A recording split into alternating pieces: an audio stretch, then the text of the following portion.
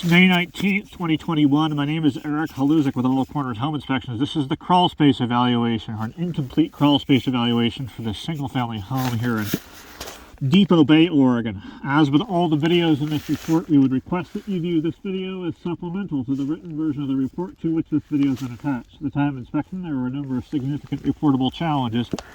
In this raised foundation crawl space, we'll do our best to detail those challenges here. First challenge that we'll note is that we have what we believe to be insufficient crawl space ventilation around the perimeter of the structure. That sort of condition will create an adverse challenge where increased moisture content can get to the point where wood-destroying insects really become very interested in the space.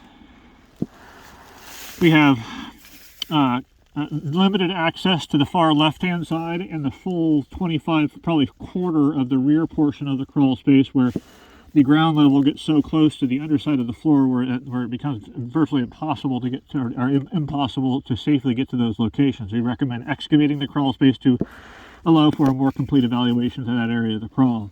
In the areas where we can see, we have wood to soil contact at some of the crawl space support structure. You also have incorrect support structure with concrete blocks with shims in between the underside of the girders. This sort of stacked concrete block scenario puts undue stress on just points on the concrete block rather than a distributed load. There are widespread wood-destroying insect activity at more or less every location in the crawl space, with an organism called a total post beetle.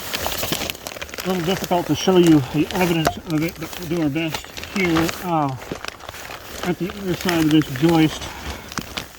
Where is it? We've got